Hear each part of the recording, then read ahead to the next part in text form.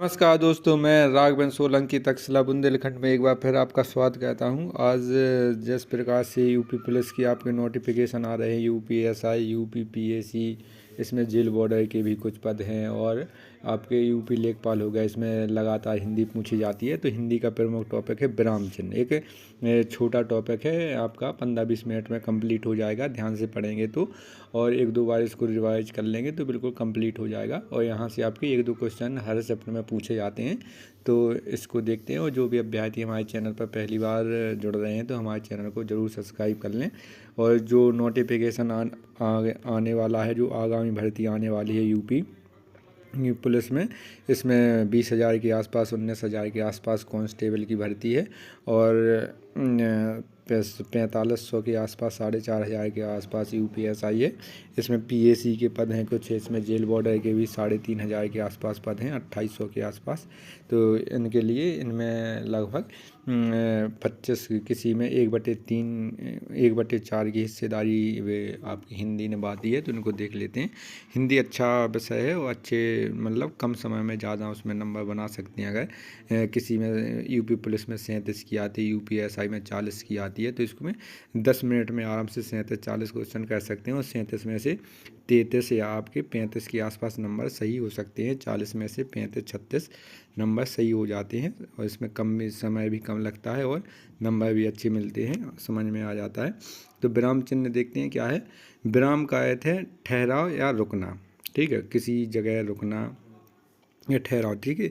विराम का अर्थ है क्या है, तो यहाँ पर जो आपका चिन्ह लगा है, ये कौन सा चिन्ह है, आपका ये अल्प विराम हो जाएगा। यहाँ पर इसी प्रकार से थोड़ा ठहराव हुआ, विराम का अर्थ है, ठीक है। यहाँ पर ठहराव हुआ, ठहराव या रुकना, तो यहाँ पर आपकी खड़ी पाई आ गई है, यहाँ पर पूर्ण विराम हो जाएगा। तो जो जिस प्रकार से आपको दिख रहा है यही विराम है, तो इन्हीं को विस्तार से पढ़ेंगे। तो जिस तरह हम काम करते हैं और बीच बीच में रुकते हैं और फिर आगे बढ़ते हैं, वैसे ही लेखन में भी विराम की आवश्यकता होती है। देखिए यहाँ पर विराम लगा है, अल्प विराम, यहाँ पर भी आपका अल्प विराम लगा है। और अर्ध विराम कैसा होता है, इस प्रकार से, ऐसा अर्ध विराम इस प्रकार से हो जाएगा।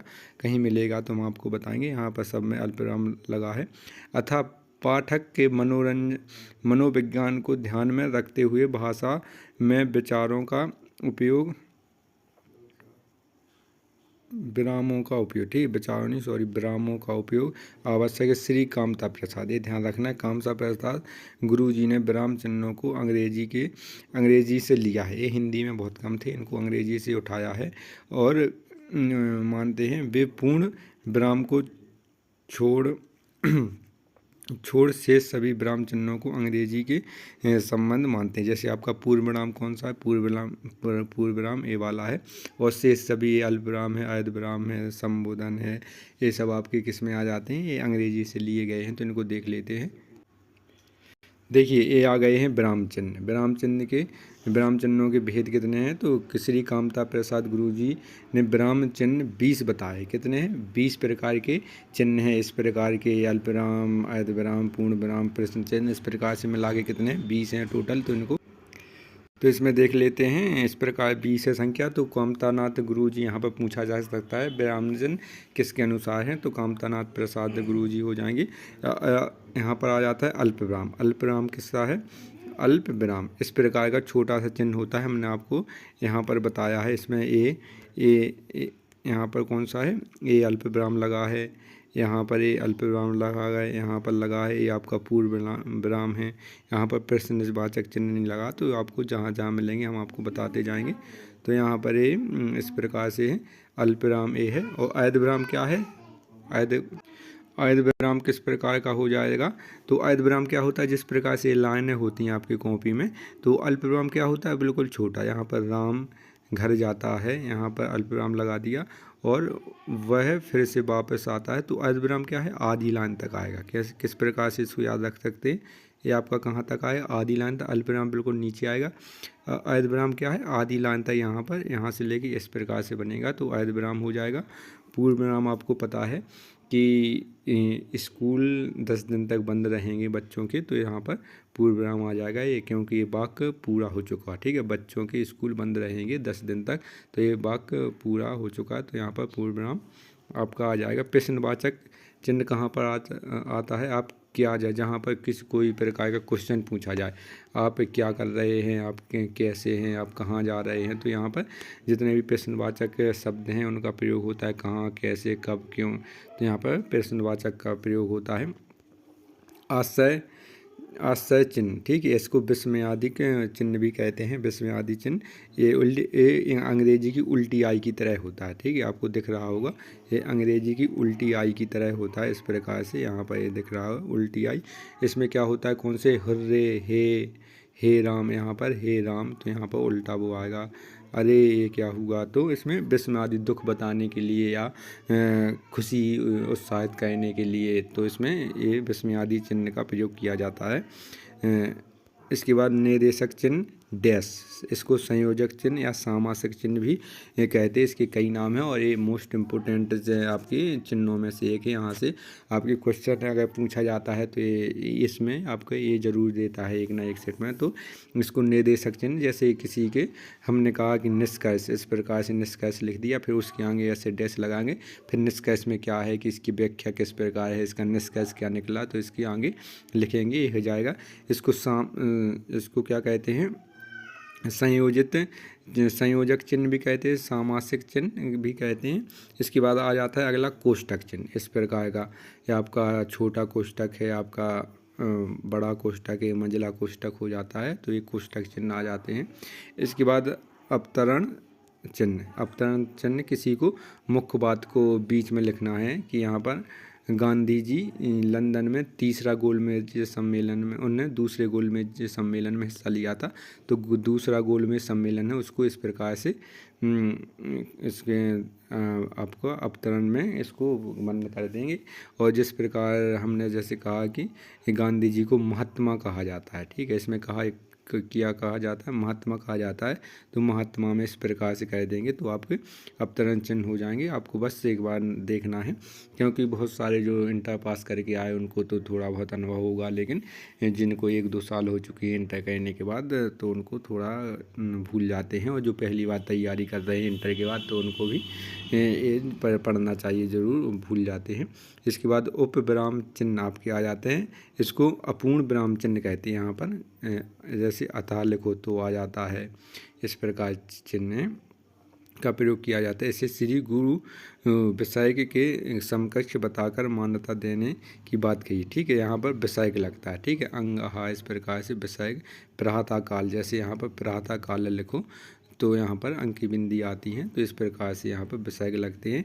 इसके बाद विवरण चिन्ह आ जाता है, किसी का विवरण देना, जैसे व्याख्या करना किसी की, तो व्याख्या के बाद यहाँ पर विवरण कर चिन्ह का प्रयोग करके यहाँ पर व्याख्या दी जाएगी पूरी इस तरीके से। इसके बाद पुनरुक्ति सूचक चिन्ह हो जाएगा। इसमें पुनरुक्ति सूचक चिन्ह क्या है, जैसे आप लोगों ने निमंत्रण में देखा होगा, इसमें आप लोगों ने पुनरुक्ति चिन्ह आपके क्या है, इसमें आप लोगों ने देखा होगा कि निमंत्रण में इसमें श्रीमान लिख देते हैं, फिर आगे नाम लिख देते हैं, फिर यहाँ पर श्रीमान लिख देते हैं, तो किसी चीज़ को पुनरुक्त ना करने पड़े तो यहाँ पर उसका चिन्ह किया जाता है। यहाँ श्रीमान हर व्यक्ति के यहाँ लगना है, तो यहाँ पर श्रीमान राकेश, श्रीमान रमेश, श्रीमान सुरेश, इस प्रकार से हो जाएगा।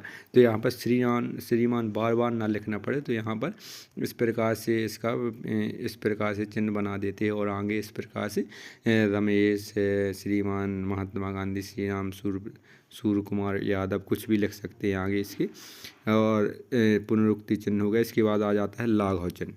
लाघव चिन्ह का प्रयोग कहाँ पर किया जाता है, लाघव चिन्ह का प्रयोग किया जाता है जहाँ पर जैसे डॉक्टर इस प्रकार से लिखता है, मास्टर इस प्रकार से लिखता है, तो डॉक्टर को इसमें डा लिख के उस पर लाघव चिन्ह लगा देते हैं, समझ लेते हैं, फिर डॉक्टर लिख गया। जैसे मास्टर को मास्टर पूरा लिख के मास्टर ऐसे कह सकते हैं, प्रोफेसर पूरा ना लिख के इसको प्रो ऐसे करके इस लाघव चिन्ह का प्रयोग कहते हैं, तो ये लाघव चिन्ह हो जाएगा। लोप चिन्ह, जहाँ किसी पाठ का अंत हो रहा है, जैसे आपका पाठ है किसी, या कविता खत्म हो रही है, पूरा पाठ चैप्टर समाप्त हो रहा है, तो यहाँ पर लोप चिन्ह का प्रयोग किया जाता है वहाँ पर।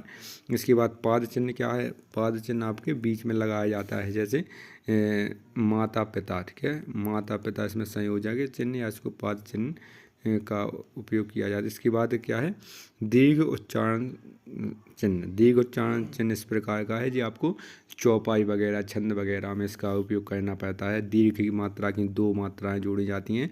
लघु मात्रा इस प्रकार से होता है, ये लघु हो जाएगा, ये आपका दीर्घ हो जाएगा। तो इस प्रकार से इसकी 2 मात्राएं जुड़ती हैं। आपको चौपाई छंद रोला सोरठा इसमें इसका प्रयोग किया जाता है। लघु में 1 मात्रा जुड़ती है, इसका चिन्ह इस प्रकार का होता है। इसके बाद पाद बिंदु चिन्ह हो जाएंगे। पाद बिंदु चिन्ह में किसी का इस प्रकार से लिखना और आगे ये पाद बिंदु चिन्ह है। हंस पद क्या होता है, हंस पद का उपयोग कहाँ किया जाता है, जैसे राम जाता है, ठीक है, हमने यहाँ पर राम जाता है लिख दिया। अब यहाँ पर हमने इसको बीच में लिखना है कि राम स्कूल जाता है। कहाँ जाता है, स्कूल जाता है या ऑफिस जाता है। तो यहाँ पर हंस पद का प्रयोग करके मतलब यहाँ पर स्कूल लिखना है, तो इसको इस प्रकार का चिन्ह बना के इसके ऊपर स्कूल लिख देंगे। तो ये हंस पद का प्रयोग वहाँ किया जाता है जहाँ पर किसी प्रकार की कोई त्रुटि को सुधारने के लिए इसका हंस पद का प्रयोग किया जाता है। अगला है टीका सूचक। टीका सूचक इस प्रकार का होता है, तो किसी में टीका लिखना है या किसी कोई समाप्त हो गया तो उसको कोई पाठ, तो उसमें टीका सूचक का प्रयोग किया जाता है। तुलना सूचक, तुल्यता सूचक क्या हो जाता है, बराबर, ठीक है, राम और श्याम बराबर हैं, तो ये तुल्यता सूचक हो जाएगा। इसके बाद आ जाता है समाप्ति सूचक। समाप्ति आपका किसी भी आपका पाठ या लेसन या कोई चीज़ समाप्त हो रही है, पुस्तक की कहानी, तो यहाँ पर लाघव चिन्ह का प्रयोग किया जाता है इस प्रकार से, तो ये हो जाएगा। और इसमें ये भी देख लेते हैं कि किस चिन्ह का प्रयोग कब करते हैं। तो इसमें विराम चिन्ह का अर्थ क्या है, ठहराव हो जाएगा। इसके बाद श्री कामता प्रसाद के अनुसार यहाँ पर 20 आपकी संख्या कितनी है, 20 है। अल्प विराम इस प्रकार से बनता है। अर्ध विराम आपके पूरी लाइन पर आधी लाइन पर आ जाता है, तो अर्ध विराम। हंस पद किस विराम का एक और नाम है, तो त्रुटि विराम। हमने आपको क्या बताया, जो हंस पद है उसको त्रुटि सुधारने के लिए प्रयोग किया जाता है, तो इसके त्रुटि विराम हो जाएगा। राम कहाँ जा रहा है, इस वाक्य में किस विराम चिन्ह का उपयोग होगा, तो आपका प्रश्नवाचक चिन्ह का प्रयोग होगा। अगला क्वेश्चन है पूर्ण विराम का उपयोग किया जाता है तो वाक्य के अंत में, जैसे राम ने खाना खाया और सो गया, तो ये राम ने खाना खाया सो गया पूर्ण विराम, पूर्ण वाक्य हो गया, तो वहाँ पर पूर्ण विराम इस प्रकार से लग जाएगा। अगला क्वेश्चन है उप विराम कौन सा है, अंक की बिंदी, ठीक है, 2 अंक की बिंदी इनको ये पूर्ण उप विराम भी इसको कहा जाता है। किस विराम चिन्ह का उपयोग सर्वाधिक होता है, तो अल्प विराम चिन्ह का उपयोग सर्वाधिक होता है। हमने आपको वो व्याख्या बताई थी, उस पर 4-5 जगह 3-4 लाइन में 4-5 जगह अल्प विराम की आप का प्रयोग किया गया था। इसके बाद उद्धरण चिन्ह का उपयोग कब किया जाता है, जब किसी कथन का ज्यों का त्यों लिखना होता है तो उसको उद्धरण चिन्ह का प्रयोग किया जाता है। जैसे हमने बताया था श्रीमान लिख के इस प्रकार से उद्धरण चिन्ह हो जाएगा। संक्षिप्त रूप में लिखने के लिए विराम चिन्ह जो लाघव चिन्ह हो जाएगा, जैसे डॉक्टर को संक्षिप्त लिखना है, मास्टर को प्रोफेसर को संक्षिप्त लिखना है, तो या इंजीनियर को संक्षिप्त लिखना है, तो इस प्रकार से ही इसको संक्षिप्त किया जा सकता है। निर्देशक चिन्ह का उपयोग किया जाता है संकेत के लिए। निर्देशक चिन्ह या आपके सामासिक चिन्ह या आपका के संकेत के लिए प्रयोग किया जाता है। रात्रि नशा में रिक्त स्थान पर उचित चिन्ह का प्रयोग कौन सा हो जाएगा, यहाँ पर बराबर तुलना हो जाएगी। रात्रि और नशा बराबर है, तो इतना लोप चिन्ह का उपयोग कहाँ किया जाता है, जब पूर्व बात की पुनरुक्ति करनी होती, ठीक है, जो आपका लोप चिन्ह होता है यहाँ पर, तो कहाँ पर किया जाता है, जब लोप चिन्ह पुनरुक्ति करनी है तो बराबर यहाँ पर 0-0 लिख देते हैं। ऐसे आपने देखा नहीं कि यहाँ पर एक कविता लिखी है कि राम अयोध्या गए, उन्होंने ऐसे गाना लिखा, फिर यहाँ पर राम अयोध्या गए तो फिर उन्होंने, तो ऐसे ऐसे कह देते हैं। जहाँ पर पुनरुक्ति करनी है तो वहाँ पर इसका प्रयोग करते हैं। तो ये विराम चिन्ह हो गए हैं। ये छोटा सा चैप्टर था। और इसके बाद हिंदी की आपकी लगातार क्लासें आती रहेंगी, हिंदी की, रीजनिंग की, मैथ की और जीके जीएस की, स्पेशल यूपी की क्लासें आती रहेंगी। जितने भी आपकी आगामी कुछ पेपर आने वाले हैं यूपी में, उनके लिए क्लास हो, अपनी तैयारी जोरों से अभी से कर दें, क्योंकि अप्रैल के लास्ट तक या मई के प्रारंभिक में आपको नोटिफिकेशन आ जाएगा और फॉर्म ऑफलाइन आपके ऑनलाइन होने लगेंगे, रजिस्ट्रेशन होने लगेंगे। तो अपने अभी से तैयारी कर दें। और जो भी विद्यार्थियों ने हमारे चैनल को सब्सक्राइब नहीं किया है, हमारे चैनल को ज़रूर सब्सक्राइब कर लें। जय हिंद साथियों।